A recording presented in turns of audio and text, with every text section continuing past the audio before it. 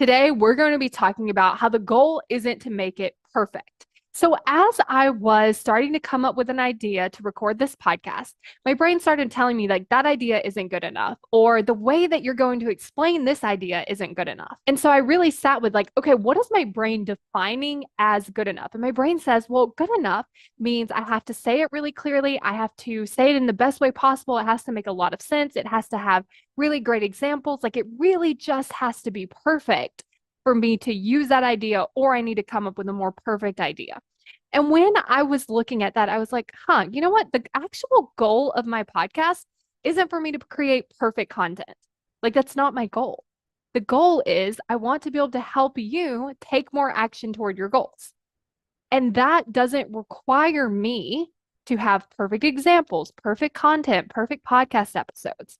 What it requires is for me to share with you the thing that can help you right now. And so, what I want you to think about for you, is there a place where you feel like you're waiting for it to be perfect, or you're trying to get it perfect before you put it out there? And I want you to ask yourself, what is the goal of this? And if it's not to get it perfect, then stop working toward that goal. Because if I were to sit here and start thinking about, like, what could be better? What else could I say? What would be a better idea? What about this and that and this? I could sit here all day trying to make it perfect. But that's not actually the result that I'm wanting. I'm not actually wanting a perfect podcast or perfect episodes. What I'm wanting is to help you, the person that's listening right now. Are you constantly judging yourself for not taking action? Are you frustrated with yourself because you just don't understand why? Are you really, really mean to yourself when this happens?